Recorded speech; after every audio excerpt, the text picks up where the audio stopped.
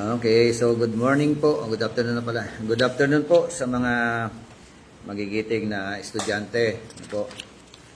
At ang atin pong subject po ay Biblical Eschatology. Chapter 5 na po tayo ng Revelation, yung atin pong pinag-usapan.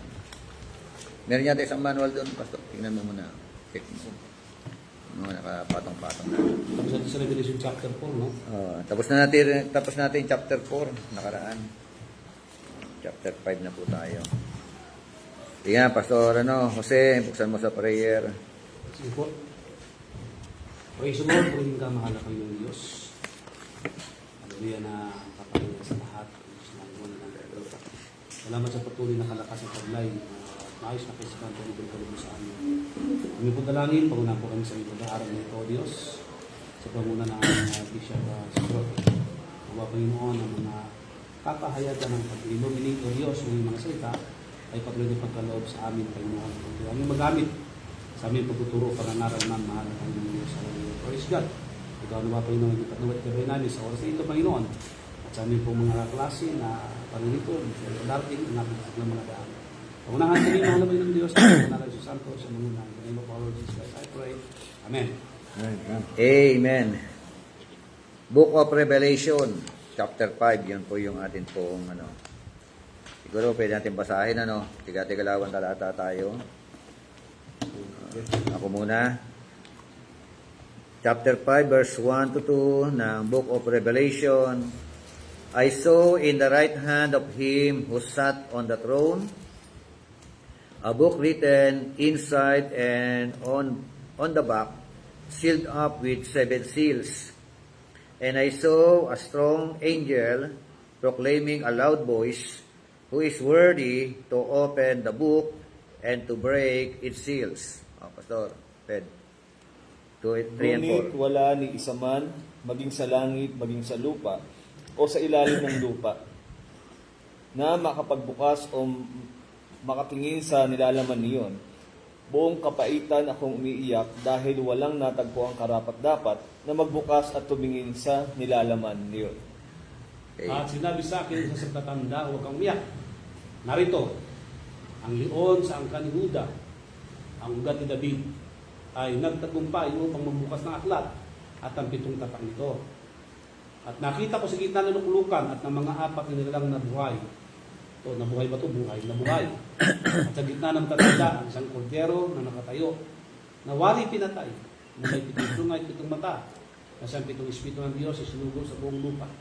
Then he came and took the scroll out of the right hand of him who sat on the throne, worthy. Now when he had taken the scroll, the 4 living creatures and the 24 elders fell down before the Lamb, each having a harp and golden bowls full of incense, which are the prayers of the saints. Verse 9 and 10, and they sang a new song, saying, Worthy are you to take the book and to break its seals. For you were slain and purchased for God with your blood, men from every tribe and tongue and people and nation. You have made them to be a kingdom of priests and priests to our God, and they will reign upon the earth. Verse 11 to 12. Tumingin ako muli at narinig ko ang tinig ng milyon-milyon at libo-libong anghel. Sila'y nakapaligid sa trono, sa 4 na buhay na nilalang at sa matatandang pinuno. Umaawit sila ng malakas. Ang korderong pinatay ay karapat-dapat tumanggap ng kapangyarihan, kayamanan, karunungan, kalakasan, kaluwalhatian, papuri at paggalang. Chapter 14. Yes. At ang bawat bagay na nilalang nasa langit at nasa ibabaw ng lupa at nasa ilalim ng lupa at nasa ibabaw ng dagat, lahat ng bagay na sa mga ito ay narinig ko nagsabi sa kaniya nakaupo sa luklukan at sa kordero ay ang pagpapala at kapurihan at kaluwalhatian at paghahari magpakilanman. At ang 4 na nilalang na buhay ay nagsabi, siya nawa, at ang matatanda at patira pa at nagsisampa. Amen. Ang Diyos po ang siya magpala ng kanya pong mga salita na atin pong pag-usapan sa hapon po na ito. So sa manual po natin, sabi diyan, then appeared in the right hand of him who sat on the throne a scroll sealed with 7 seals. So, ano pong nakita? Ano pa yung pangitain? Nakakita ng trono. Diba? So, sa trono na yon, meron daw pong nasa right hand, ano? Na sino yung nasa right hand at sino yung nasa trono. Of course, alam naman natin, no, na yung nasa right hand ang ating Panginoon Jesucristo. Amen? At yung nasa trono, yung God the Father, si God the Father. At aside from that, meron pa pong nakita ang isang pangitain. Ano yun? Merong book, a book, di ba? Written inside and on the back, sealed up with 7 seals. So, meron daw aklat na nakita. Ano yung aklat? Anong kalalagay ng aklat? Sa verse 1, basta nga ng Tagalog. At nakita ko sa kanang kamay niya napapusok-pulukan ang isang aklat na may sulat sa loob at sa labas na tiyatakang mahigpit ng 7 tatak. No, so may aklat daw ano na merong nakasulat sa loob at saka sa labas, may title siguro, at yung mga content ano. Lamang. At yung aklat daw ay nakaselyo. Tama ba? 7 seals pati. Tapos yung selyo, ano pa, no? 7 ang selyo, no? Tapos sa talatang 2, ano pa yung sumunod na nakita? O pangitain? A so strong angel shouted with a loud voice, "Who is worthy to break the seals on this scroll and open it?" Anghel na sumisigaw na naghahanap ng sino ang pwedeng magbasag o sumira ng selyo at magbukas ng aklat. Yun ang ano, no? Merong sumisigaw na angel, ano? Who is worthy? Worthy for what? To open the book and to break its seals. So, yun po yung kanyang sigaw. Yun ang kanyang, ano, ng trompeta yun, ano? Parang gano'n, ano? At ang problema, sa verse 3, Wala. no one, sabi roon, in heaven, or on the earth, or under the earth, was able to open the book or to look into it. Wala raw karapat-dapat, ano, na magbukas. At hindi lamang magbukas, kahit yung tingnan yun, ano. No one is able to break that seals, ano, and to open the book. At dahil doon, ano naging naramdaman ni John? Yeah. Buong kapaitan. Then I began to weep greatly. Bakit? Because no one was found worthy to open the book. Wala raw karapat-dapat. At sa verse 5, yung solusyon. Ano po yung solusyon? Isa sa mga sa 24 elders, tinatigil siya, "Stop weeping. Look," sabi, "the Lion of the tribe of Judah, the heir of David's throne, has won the victory.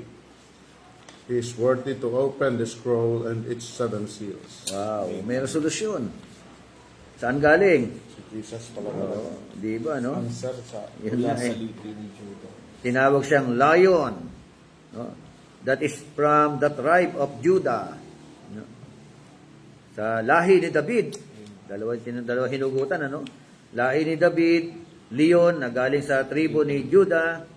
Siya raw po yung naka-overcome.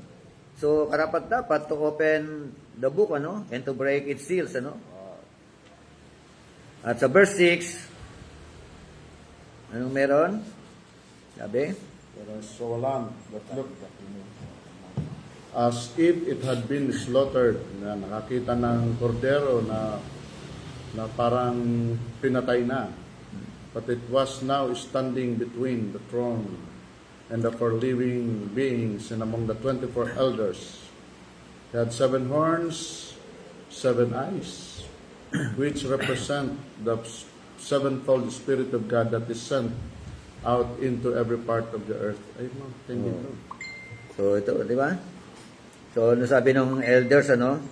Sabi niya, meron, ano? Nung sinabing coming from the root of David, lion, from the tribe of Judah, yung sumunod na pangitain, hindi na yung lion na nakita niya. Oo.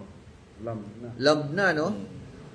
Kanina, identify, lion from the tribe of Judah. Tapos Lamb after na that, napatay na. oo nga, yung lamb Hindi kasi na pinatay. oo. Yung itsura niya, no? As if slain, ano? Oo. Duguan. Lamb na duguan. Oo.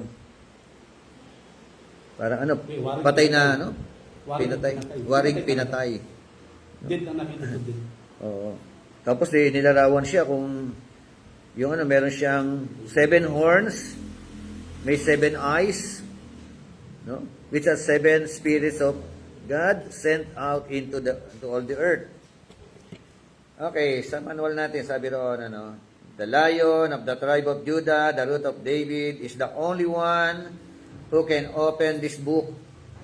He is revealed as a lamb, standing as though it had been slain, having 7 horns and 7 eyes. His position is in the midst of the throne. Sa verse 6, ano po? At sa chapter 22 verse 1, basa nga muna 22 verse 1 ng Book of Revelation.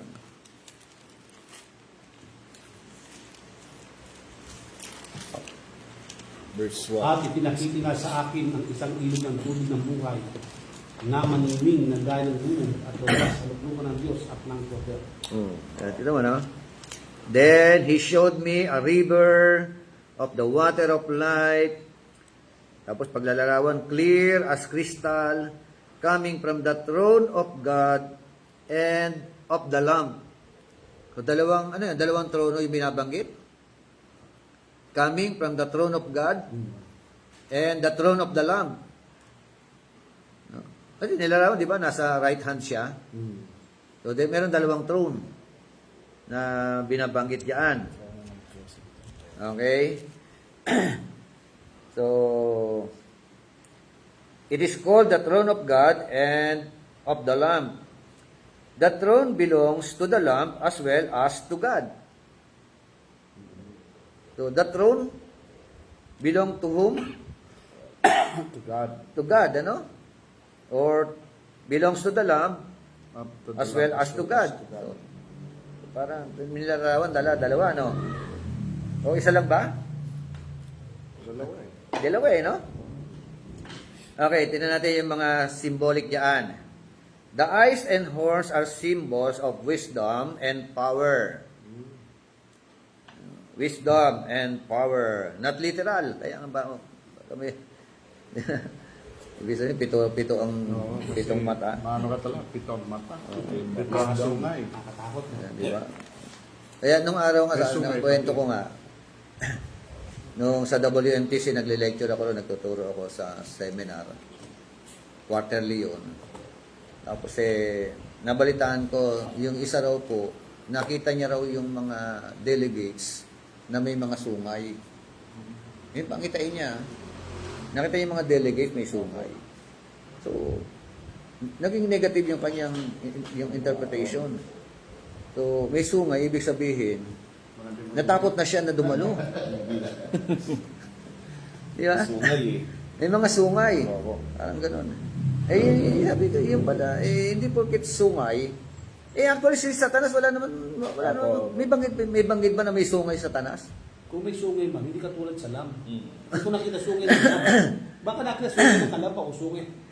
Ayan na So, hindi na siya dumalo. Kasi Bishop, ang lamb kasi may sungay din Oo nga. Diba? Pero yun nga, pagka makakakita ka ng ganong pangitain, hindi siya negative. It is positive. Horns symbolize na sabi roon, wisdom and power. Wow. Di ba? So, ibig sabihin, merong roon. Negative yung naging interpretasyon. Kaya mahirap pagka hindi ka marunong nag-aaral ng salita ng Diyos no? Porque sungay nakita Oo, pagkit sungay nakita, wala Ako, na. Bishop, paniwala ko ito nakita sungay ng isang lamb. Hmm. Yung lalaking kambing. Lamb yun. Yun nga. Wisdom and power. Wisdom pala and power ibig sabihin ng eyes na yan Yung horns Yung eyes, wisdom. Yung horns, power. The slain lamb symbolizes the mystery of redemption.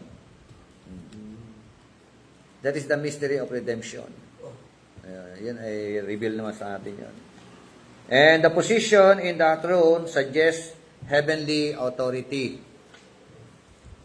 Yung position, it suggests yung tinatawag na heavenly authority. Ano yung position? Si God the Father nasa throne. Nasa right hand ang ating ang Lamb, ang Panginoon Jesucristo.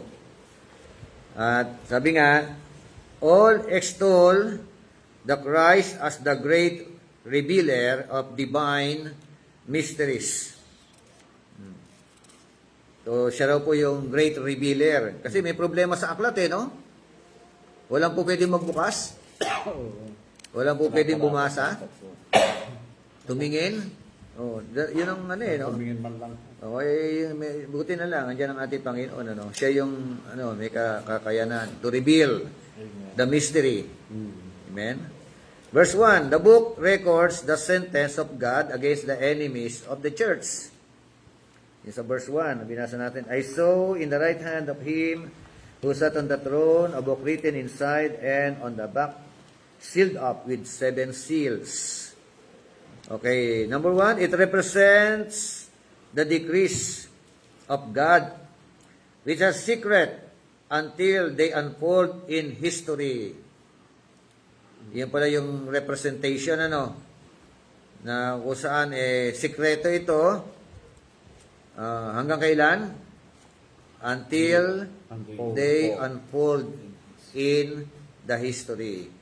Deuteronomy 29:29, Daniel 12:8-9, Isaiah 29:11. So, ang sabi ng 29:29 ng Deuteronomy? Secret things belongs to the Lord. But the things revealed belongs to us and to our children forever. Amen. So, may mga bagay na, yung secret things. So, yung ba mga secret things ay, na-reveal na? O meron pa rin na tinig secret things na para kay Lord lang talaga? May mga lantad na pag ginusto ni Lord buksan. I-reveal. Kasi siya nga may kakayahan magbukas Yes, oo nga Kasi, Siguro yung sa gospel, yung mga tinuturo niya, yun na yung mga secret things nung panahon ni Moises.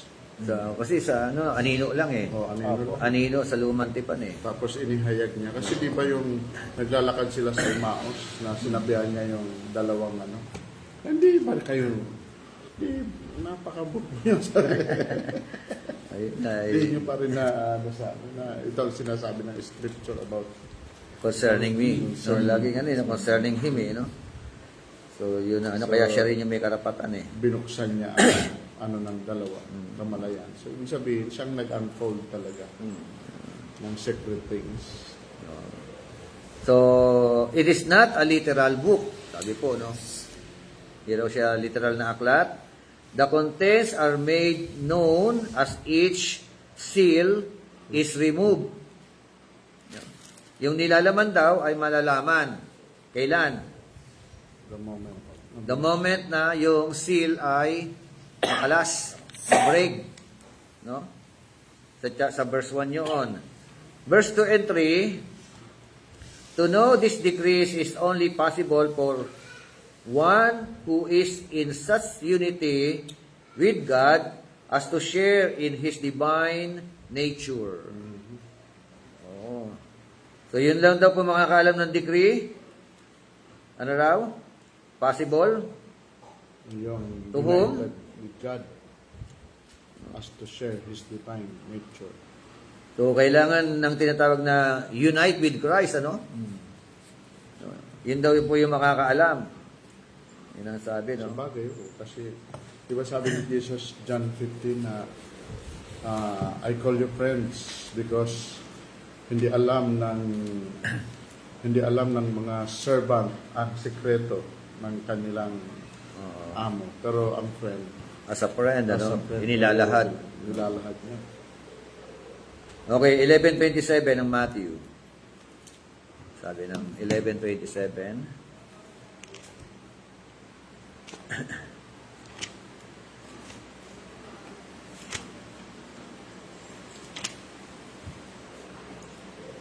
Ang lahat ng mga bagay ay binigay sa akin ng aking Ama. At sino may hindi nakakakilala sa anak kundi ang Ama, at sino may hindi nakakilala sa Ama kundi ang anak, at yaong ibig paghayagan ng anak. Sabi, all things have been handed over to me by my Father. And no one knows the Son except the Father. Oh, wala rin nakakakilala sa anak, kundi ang Ama. Nor does anyone know the Father except the Son. Wala rin daw nakakilala sa Father, kundi ang anak, no? At yung maganda, yung sumunod na ano, and anyone to whom the Son wills to reveal Him. So, it is all about the Son, ano? Yung anak, ano? Sino man na pagpahayagan ng anak patungkol sa Ama. So, yun po yung ano. Yan, sa atin, okay na okay lang yung mga salita na yan. Pero sa mga Jew, Iba yan. blasphemous yan. Di ba? Blasphemous. Big issue yan sa kanila. Napakalaking issue. Napakalaking issue niyan. Bating mo yan.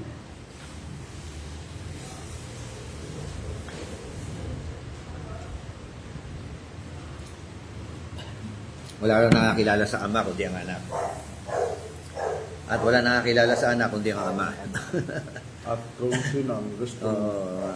At Pagpahayagan. oo, yung makakilala sa Ama at saka sa anak, yung yung pagpapahayagan ng ating Panginoon Jesucristo. pinapakasunod naman. Ay nakakapakinig mga teacher of the law. Pariseo. Mga tagapagturo ng kautusan no? Tapos kailan ka lang pinanganak? Nabobo Kilala mo. Naman sa tindi ng mga Ang araw. gagawin sa'yo? Ang ganun. Yan ang ano ron yan ang hindi matanggap ng mga religious people na yan Kaya gagalit sila kay Christ Dahil ngayon, kaya nasali na lang sa politika. Ang mga religious na. Kasi, Okay, sa verse 4 naman, sabi ron, it seemed as if matters were coming to a dismal and for the kingdom of God, the present despaired of and the future dark. Verse 4 ng Revelation, no? Binasa natin kanina. So, according to this, John's weeping, no? Sabihin parang binigyan halimbawa, weakness o kahalintulad, weakness of faith. It can only be understood, no? Nasabi niya, I wept bitterly, parang ganoon dahil nga no? Yung kakulangan ng pananampalataya, yun, no? Yung naging tugon ni John, weakness of faith. weakness of faith daw, no? Yung John's weeping. Okay. So, by those who have seen great calamities in the church and have felt pain with her in her sufferings, without tears, the revelation was not written, neither can it, without tears, be understood, according to Bengal, So, yung binasa natin kanina sa Book of Revelation, chapter 5, verse 4. So, matinding pag-iyak ang naramdaman niya dahil nga may problema. Sino ang karapat-dapat magbukas ng selyo?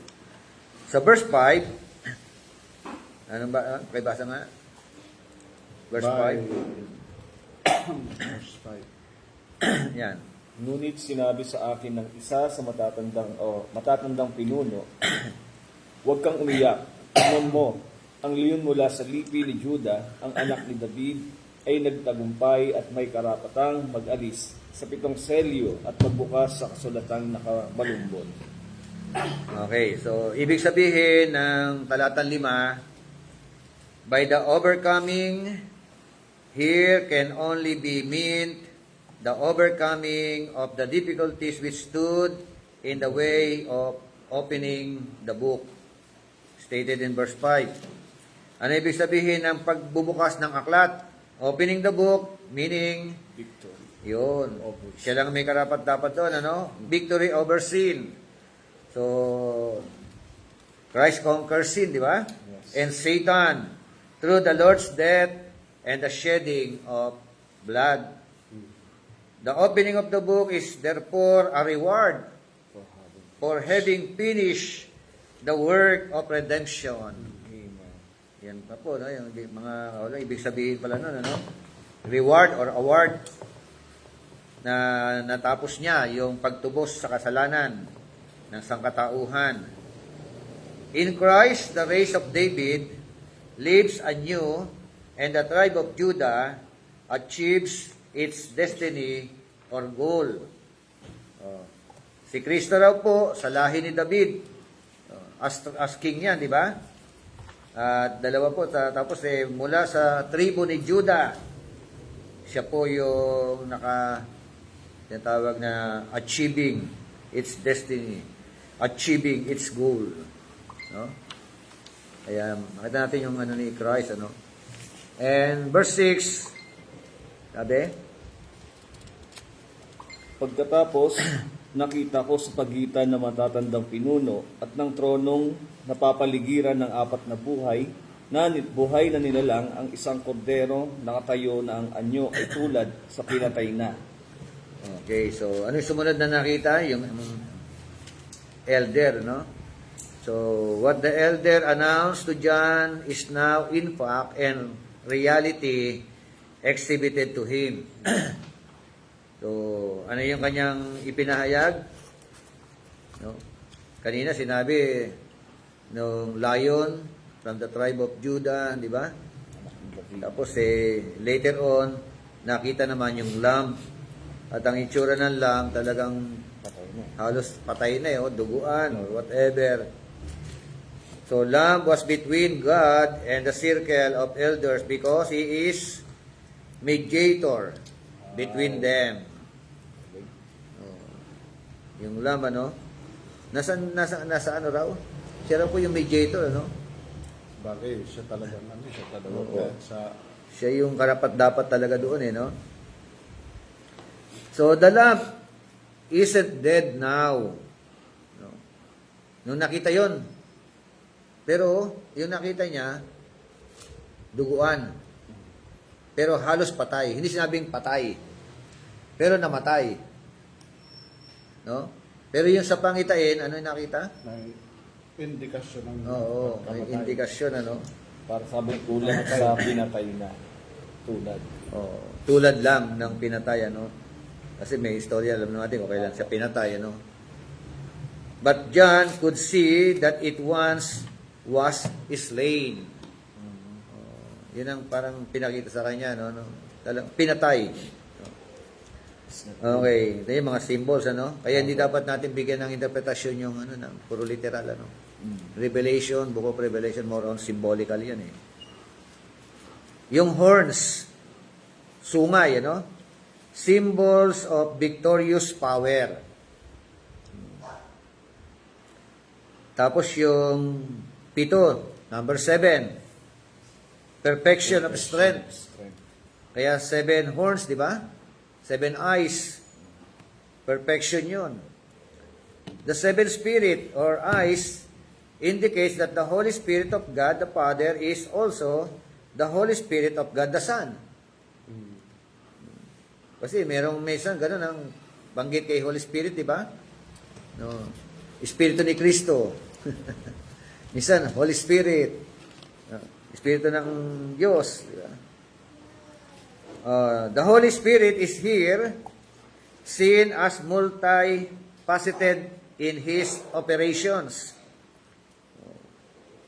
Parang Pag iba-ibang sinabi function. multifaceted, ano yun? Parang iba-ibang function, kahit ano. Multifaceted. Ay, iba-ibang operation, no? Iba-ibang gampanin, ano? Okay, sa verse 7, doon sa verse 6 po yun, ano? Yung kanina pa nag-usapan natin ng Book of Revelation. Verse 7, he Basa. stepped forward and took the scroll from the right hand of the one sitting on the throne. Okay?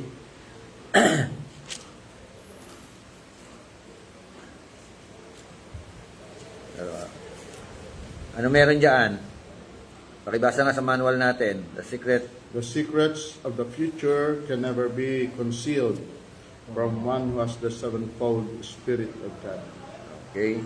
Ano ibig sabihin nitong pangungusap na ito?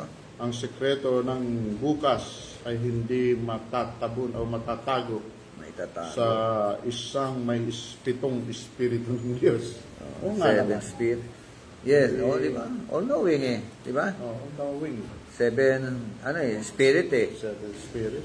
7 eyes. Ibig sabihin, all-knowing yun. No? Walang po pwedeng maitago. At alam naman natin sa Diyos, wala namang pwedeng maitago. Di ba? Lahat ng sekreto, hayag sa Kanya. Conceived. So, ibig sabihin, kay Kristo, no? Never be conceived.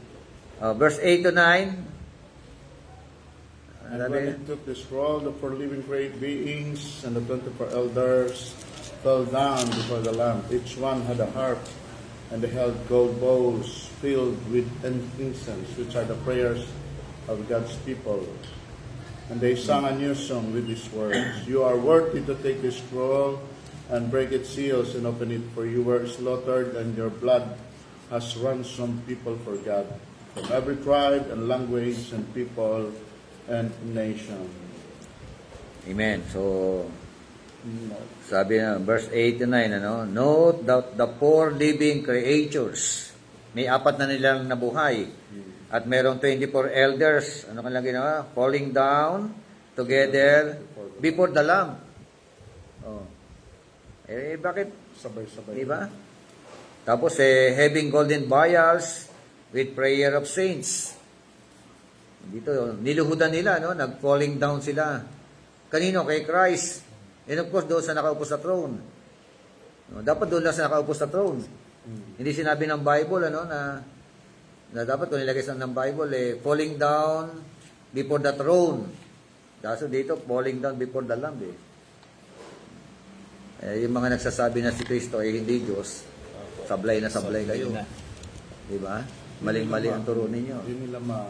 Hindi na makita itong mga katotohanan na O talagang binulag lang nila Sarap. kanilang sarili. Totoo yan Lalaban nila yun So, the elders represent the whole church of the Old and New Covenant. Ibig sabihin, itong elders na Ito yung kanyang 24 elders, hindi talaga ito Hindi yung 12 literal na tribes. 12 tribes Oo, at yung 12 di ba sabi? apostles. Oo nga Dito sa kanya, saan natin. Pero sa mga futurists, di ba? 12 tribes. Yung 12 tribes na literal, at saka yung 12 tribes na Apostles. apostles. 12 Yun ang kanilang interpretasyon na yun Di ba? So dito, ang kanyang pagbibigay ng kahulugan, yung mga elders na 24 hati-hati, ito yung church ng Lumang Tipan, at saka yung church ng New Covenant, di ba? Excuse me, paano may naalala ko? Paano yung account doon sa sinabi niya na, iba yung, na sinabi si Christ na, kayo uupo rin sa dalawang luklukan upang humapit sa Israel. Saan? Diba may sinabi siyang account na sa Book of Sa- Matthew yata na, sabi ron, may ganun. hindi ba't kayo uupo din sa dalawang luklukan Oo. upang hatulan ng Israel? May ganun Mm. na sinabi siya Anong talata yun? Ngayon, tignan natin para sino tinutukoy doon. Sa ako nabasa ko yun Oo. Ito ako nabasa ko yun. Diba? Enjoy. Parang nakakaba na kaupos na yung Williams ng ubas mo, no? Parang English pa nabasa ko, pero dapat balik. Kaya lang, kung ang inisip ko lang, kung yung 12 tribes, puro supply din ang buhay din. Para sila ang mag-judge sa Israel, di ba? Oh. So, sino sa 12 tribes? So, sino nga? Malabo sila kung para kay Hindi, David. ibig sabihin, yung 12 apostles is the representing the judges. Siguro, yun nga ano. Representation nga Represent nga Representation. The elders daw represent O baka, hindi lang yan 12 ang parang, kasi may mga upuan din yan eh. May Tapos parang- di ba, may sinabi niya ako pa rin sa unang kulto, sabi, hindi niyo maganda nalaman, sabi ni Pablo, na tayo ay hahatulan natin ang di ba? Oo. Ang sanlibutan, pati mangyan, sabi niya. Di ba, sa Corinto Corinto. 6, chapter 6, Di ba? na tayo ang So, anong hatol sa connection yung mga ibig sabihin? anghel. Yung mga sinabi ni Christ niya, anong connection kaya niya? So, pwedeng nakakonek, kumunik Pero yung ang mga- ano lang dyan, ang question lang dyan, ito ba yung 12 tribes, sina Simeon, Reuben, Oo. Levi, Judah, yung mga magkakapatid na yon. at ito ba yung 12 apostles naman, sila Peter, sila ano. Kasi, Yung believe pa ako kung halimbawa kasi yung tingnan 12 mo, apostles. di ba, doon sa Revelation din, may nasabing, yung kasing gate ay merong yung poste, the 12 apostles ang pangalan. Nakasulat doon. Mahirap ang ano yun ngayon, kung ano. Kaya nga yun. Kung yung 12 tribes, kasi merong kaibahan ng 12 tribes in the Old Testament, 12 tribes in the New Testament. Oo. Diba Maybe, na? siguro di siya. Meron na Bigyan tangkal ng yun. konting sign. Maybe siguro, baka sila itinutubo doon yung pangunahing 12. O na magde-judge talaga. Kung paano nagkaroon ng Aaron ship, maybe, ganoon din siguro. Baka makita-kita nyo siya, Simeon, tapos na Pedro. Oy, kamusta ka na?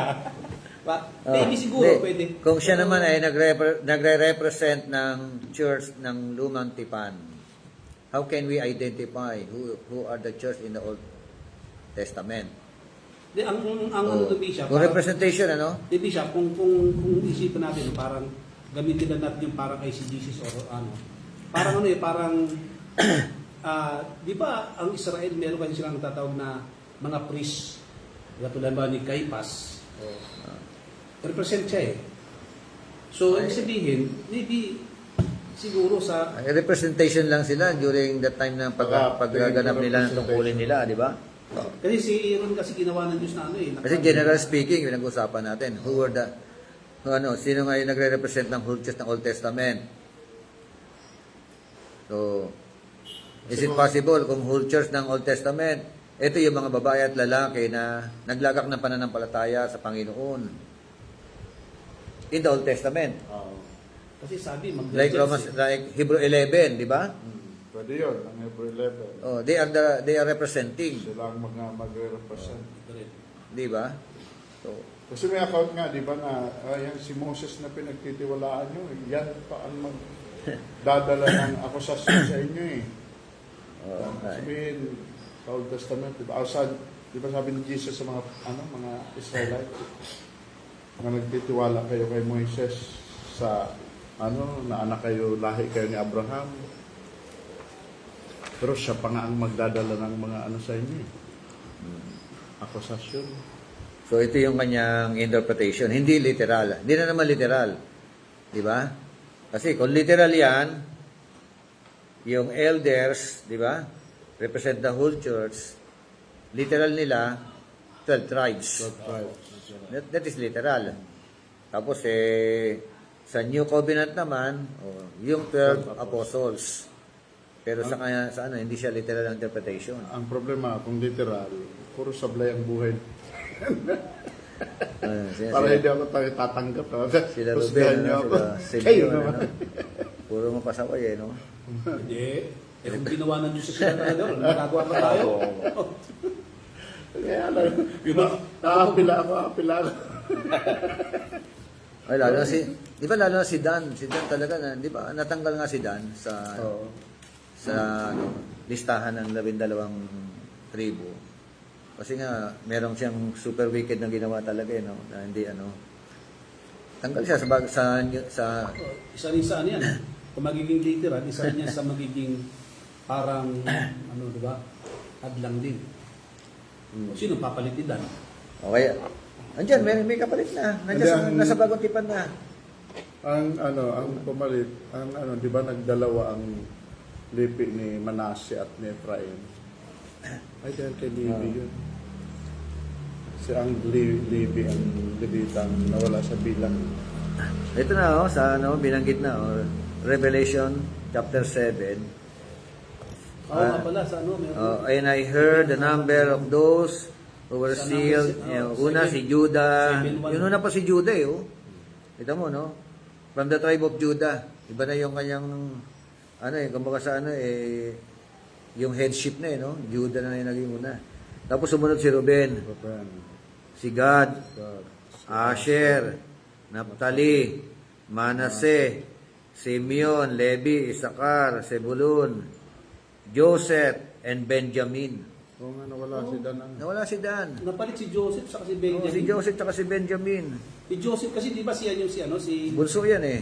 tapos si Anak Benjamin. niya ito si- anak ni Joseph. Hindi, anak, Hindi. Ay, anak niya no ni Rachel. anak ni Jacob ito. Oo. Ang si Joseph, ang dalawa niyang anak na si Manasseh. O di Bishop, kung binanggit si Benjamin diyan, at saka si ano di yun talaga makita ron. Binanggit eh. No. Ibig sabihin, si Dan, wala. Wala na. Kasi pinalitan na ng Lord eh. Basta malagabi lang yung dalawa. So kung Teka, binanggit tingnan diyan, natin. Kung maybe. bilangin natin. Pwede ano. 1, 12 yan. 2, 3, 4, 5, 6, 7, 8, 9, 10, 11. 12. Hindi, 12. Pangtol si Benjamin. 12. O, di ba? Iba na yung paglalarawan ng... Kasi ano eh, Benjamin at saka si Joseph and Benjamin eh. Parang yung anak nila, ano yun eh. Oh. Ang unang bunso, ang bunso talaga muna sa panahon niya si Joseph, tapos ang anak ulit si Benjamin. Nawala din si Naphtali. Naphtali, wala na rin. Ito, Naphtali, verse 6. Naphtali, Ayan, Naphtali. Ano wala lang si Dan saka si Si Dan. ano? Sino wala diyan? Kasi andito si Manasseh.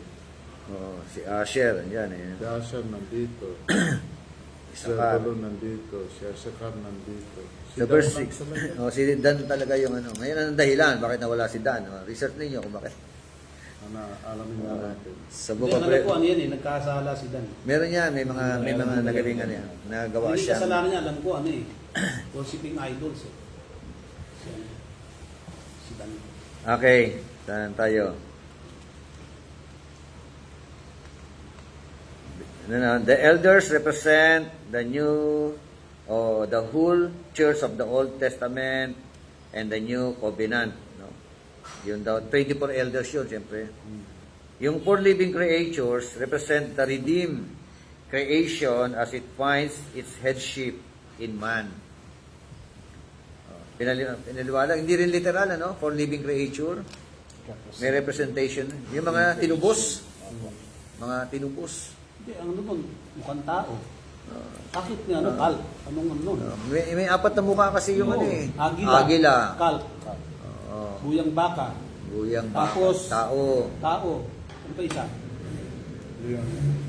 Leon. Ox. Ox. Ox. Oh. Ang ano daw doon, ang representation, ang ano nun, pinaliwanag yun sa amin.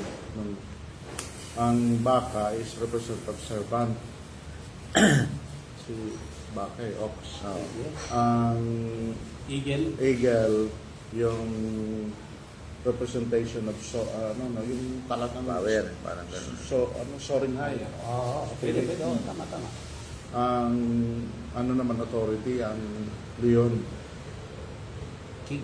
Parang hari ng hayop ko. At Pero- ang tao, of course, representation ng tao. Hindi kaya reputation at kay Christ yan. Yun nga, yung unang, yung interpretation, representing Christ. Yung apat Si na yun. Christ yun. O kasi sa kanya lahat tumutukoy eh. Yung four gospel, tumutukoy doon sa ating Panginoon sa Kristo yun. Hindi, yung apat na nila lang ang Oo. buhok. So, ibig sabihin, representing to Christ. Yes, so alin mas malapit? Bagay, no? Is it representing Christ or represent sabi ro? Sabi dito, headship in Yun man. sa redeemed creation, di ba? Ang redeemed creation. Yung kumainbulog sa headship. Sa pagiging apat na nilalang na buhay. Hindi ko nila dito. tingnan There is natin. representing Christ. So the subject of new song is the new reality brought in by the opening of the book. Subject of the news. Ano yung content ng sa kanta? the subject, no, yung aklat ng kanta na ito raw new reality na kung saan, no, mababasa raw natin sa opening, brought in by the opening of the book. Ano, first page o front page? Siyempre, Ano? first page yan. Para Yeah. pagbukas. Basta pagbukas. Iba-iba Kahit yun. sa kita na buksan, basta pagbukas. Ayan, wag na yan. Para na pagkatalo to. Sa pagbukas. Basta pagbukas. So, yun ano. Another one, the kindreds, tongues, and peoples remind us of Genesis chapter 10, verse 5, 20, 31, 32, and mark the territory of the conquest of Christ as co-extensive with the whole human race. Basahin na lang yan, Genesis 10:5, ano? 10, 20, Marami. so 32, 31, 32. So, kasi yung Genesis chapter 10, ano tong ano? After ng Blood. flood, ano? Yung yung race ni Oo. Yung race ni ng tatlong anak ni Noah. Oh, Tapos chapter 11 kasi confusion of the world. yung pinagmulan na ng panibagong lahi. Panibagong lahi. Oo, di ba? Genesis chapter Tapos 11 kasi Tower of Babel eh. Tower of Ang Babel. Genesis eh. So, ngayon, saan kaya tayo lahi dyan? Shem, Ano Ham, o Japet? Hindi, sabi kasi na Bishop pinakati sa Pilipinas na apo ni Noah. Ibig sabihin, talaga may lahi tayong Meron Bishop. doon. Kasi sa mapa Bishop, kung Pilipino, no? titingnan mo, sa mapa ng mundo, yung mga pararat kasi, nasa palibot yung yung mga nation binanggit Bishop. Sabi ng nasa lahi tayo ni Arphaxad tungo kay sino ba ito? Ano yung pangalan? Ano yung Kung unang Shem, pangalan dati? Shem Kam at saka Si Japet. Shem. Ano yung unang pangalan ng Pilipinas dati? Yung sabi nila?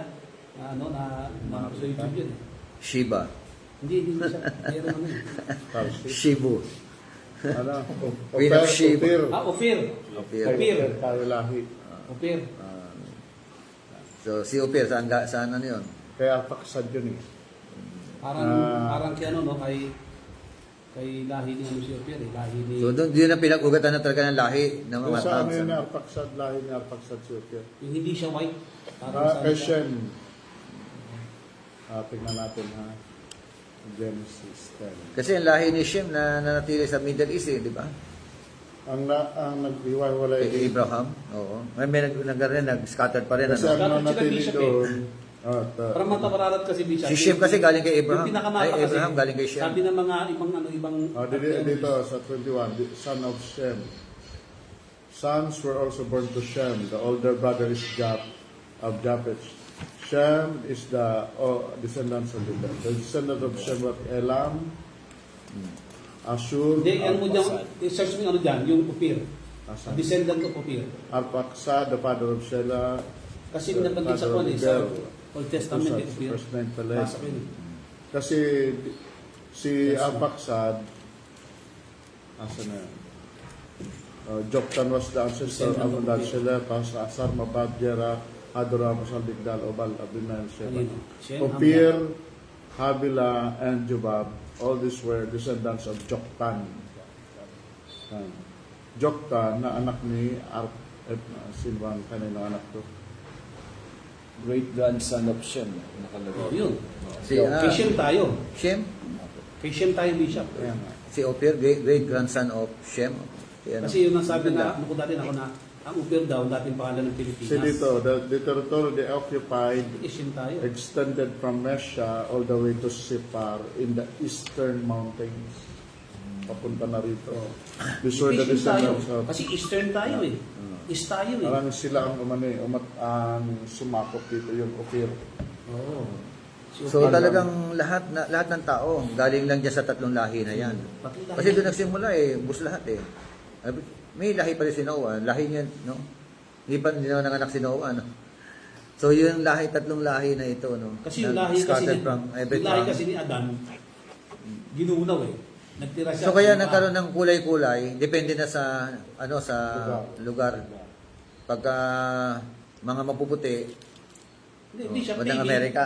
Hindi, siguro, Basta Bishop, may, Bishop. basta may winter. Bishop, maybe, Oo. nung sinabi ng Diyos na guluhin natin ang wika, maybe parang nagkaroon ng parang maybe, lulusot siguro para magkaroon na ng mga tribes. Basta may lugar na Hindi, may depende, winter. yung mga nagiging Gawa na kulay naman ng tao, depende na Gawa sa sila lugar, sa- yung init, yung climate, Kasi Yun tayo na. tropical tayo kaya brown Pwede, tayo. pwede. Pero Kasi tingnan ako, mo, maputi ako, sobrang kahit mga, Bishop, itim ako, Bishop. ang sobrang mga init yung Africa. negro talaga, iitim Pero kahit yung tayo. malamig ng grabe. Pero hindi Bishop, yelo. bakit yung mga negrito? May itim talaga, mga unang buhok na gano'n, talagang hindi nagbago ang kulay. Hindi yan, Hindi mga- masyado Ang mga negrito, halos na kulay din naman Hindi, natin. yung talagang pulot na buhok talaga. Ano lang, Parang talagang parang... Kinky. Kinky ang buhok. Kinky buhok talaga, Yes, parang buhok ang sila Bishop eh. Pag tinignan mo, parang ang gaganda ng mata, tapos ilong, medyo matangos, tapos yung labi lang, medyo mapula, pero maitim lang. Hindi naman kasi itim ng Aprikano ha. Oo. Medyo Baka, parang 75% ang pagkaitim baka nila. nalahian din sila ni Ham. Kasi si Ham ang halahi ng... Kaya ibig sabihin, ang kulay nila, ng mga hindi Kinky buhok sa nagbago eh. Africa. Kasi kung sabihin natin sa climate, siguro baka yung sabihin ng Diyos na yung pagsumpa niya, nagguluhin natin sila, ikaw magiging itim ka, ikaw magiging din. Hindi. Okay, so balikan natin sunod yan. Verse 10 to 11, angels surround the throne, the beast and the elders, so they are not so near to God as man is. Oh, ito yan, no? Yes, sila. Di ba? Ano lang, no? Angels surround the throne, eh. So, hindi raw sila kumbaga sa medyo malayo ng konti sa trono ng Panginoon Diyos. Hindi katulad ng tao. So, they are servants, but we are sons. No, yun ang nila, no? Verse 12, angels take a deep interest in our redemption. 1 Peter 1:12. Basa mo na raw.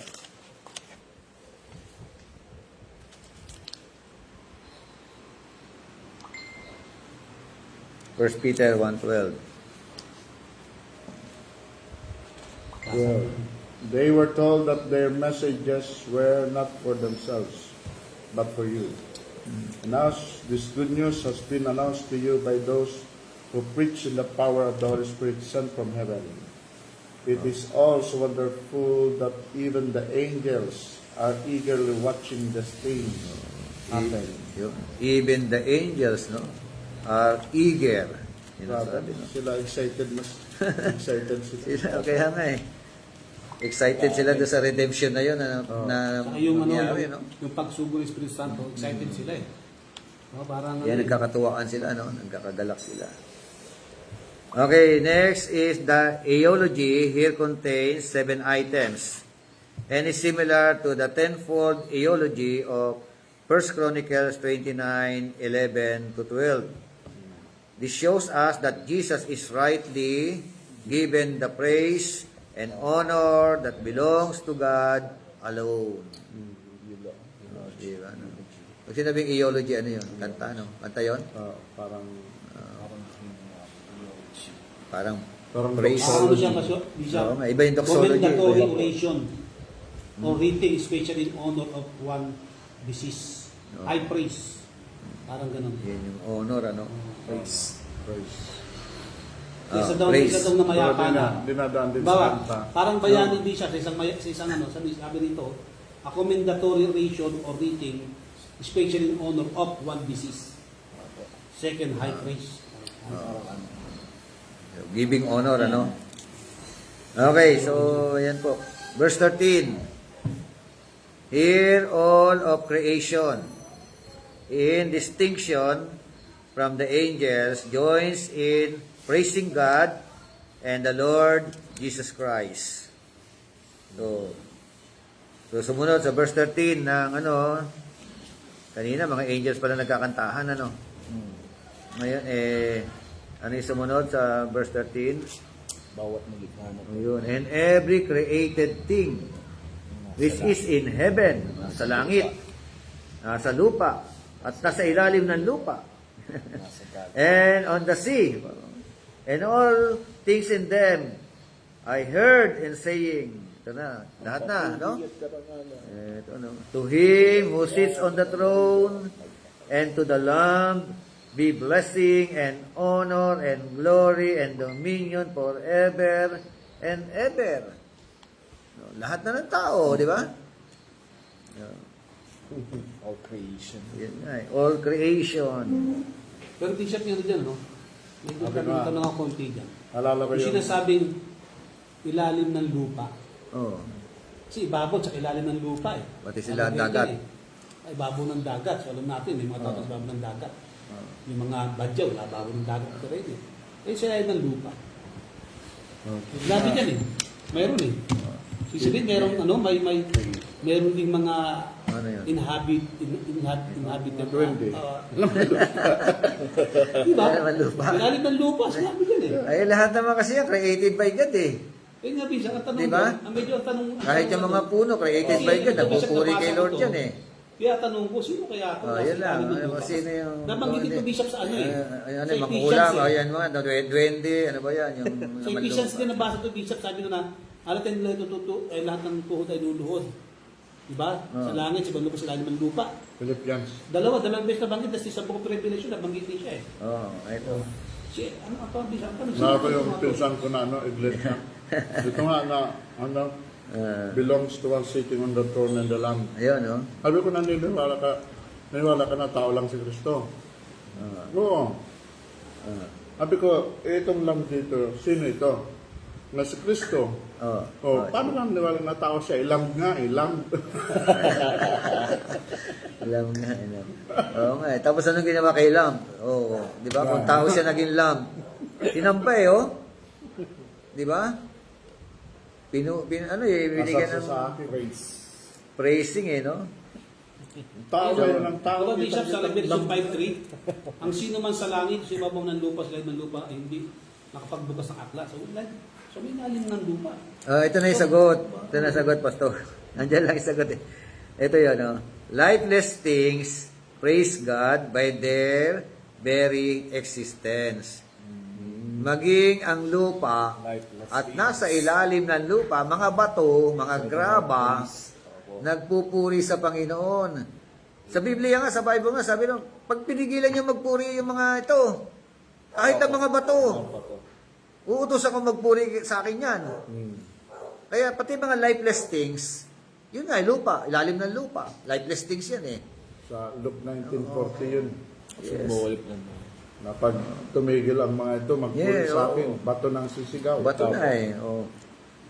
Yun. Yun ang sagot. Okay, nakuha mo yung sagot. Yun na. Hindi 20 ah. Hindi ano. Hindi engkanto. Pati mga ginto, lifeless thing yan, mga ginto sa lupa. Di ba? O mga putik. Diyan, basta sa lupa. The wicked too must render praise to God in His Christ by being subject to His punishment. Pati mga wicked eh. All eh. No O exemption. di ba di ano, laman ng pa.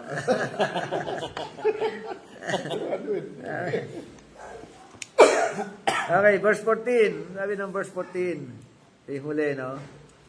And the four living beings said, Amen. And the 24 elders fell down and worship the Lamb. Amen, di ba? Who worship the Lamb? Yun nga eh. Sinamba na naman sila. Tapos hindi nyo sasambahin. Bira. Di ba? So, verse 14, the personified or symbolized living creatures of the earth under man's headship say amen to all this. In other words, they affirm it to be good. No? And then the part of the creation which constitutes the church worships God. Oh, di ba? Symbolized by worship of the 24 elders. Ang ibig sabihin ng church talaga, parang nare-represent ng Old Testament church, ano? Tsaka New Testament, New Covenant. church talaga yun. 24 elders. So, doon na yan, di ba? Doon na. Yung trabaho natin doon sa Kabilang mga tayo doon sa 24 elders. Pagkasama tayo sa church. New Covenant Church tayo. Yung Sila naman Old Covenant. Hindi po porket Israelita, belonging to the Old Covenant o Old Church. Yung mga Israelita lang na nanampalataya pa rin. Amen? Okay, so that's all. Meron pa tayong another activities. Tama. Oo nga, kaya nga tapusin natin. Tayo manalangin, Pastor Arnold. Close us in prayer. Yes, let's pray. Father God, thank you po sa masaya, mabunga, at malaman, O Diyos, na pag-aaral na aming ginagawa, O Diyos, sa mga sekreto na inihayag mo sa pamagitan ng pagbubukas mo ng selyo, ng aklat na hindi mabuksan o walang naging karapat-dapat mabuksan, maliban sa kordero ng Diyos. Kaya salamat, O Diyos, na kami, O Lord God, ay binilang mo na paghayagan ng mga sekretong ito, Diyos. Salamat, salamat na patuloy ka, O Diyos, na maghahayag pa ng mga bagay, O Diyos, na kailangan pa namin, O Diyos, matuklasan at maunawaan. Pagkat alam ko, Panginoon, nais mong ihayag ang lubos na kaluwalhatian na meron ka sa iyong pagka-Diyos. Salamat sa hapong ito, Lord God. Basbasan mo ang pag-aaral na ito, maging ang si Bishop, O Lord God, na patuloy, Diyos, na nagbibigay sa amin ng panahon, insight, and talent, O God, in teaching, O Lord God, the Bible, O Lord. Thank you sa hapong ito, sa aming mga kasamahan, O Diyos, na mga pastor, O Lord, na alam namin, kailangan nila lumalim, mag-aral. Lord, we pray for them, O God, na muli apuyin mo sa puso nila ang patuloy na maging bahagi ng pag-aaral na ito. Salamat po. Salamat sa iyo lahat ng papuri, pagdakila at pagpasalamat sa pangalan ni Jesus. Amen. Amen. So, nawala na yung kanyang drive doon sa 70 AD, no? Nawala na yung drive niya for Israel only, no? Ibig sabihin, Na dumadrive na siya Kasi doon sa... absent kasi ako nun, kaya hindi ko masyado doon.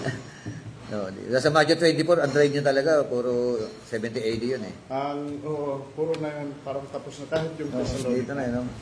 Talagang hanggang doon lang siya sa 70 AD. So, except ang lowest So, na siguro si lalabas sa si Juan, si Pupunta tayo doon pagka napunta tayo chapter 13. Di ba yung 666 doon? Di ba? Chapter 13 verse 6 yata yung Dito, pag tatakan. tingnan natin kung sino itong 666 dito, sino lalabas. Okay. So, kanina na siya yung ipapatungkol. Okay, thank you sa mga nasa So, online. tingin ko hindi ito si Trump, hindi ito.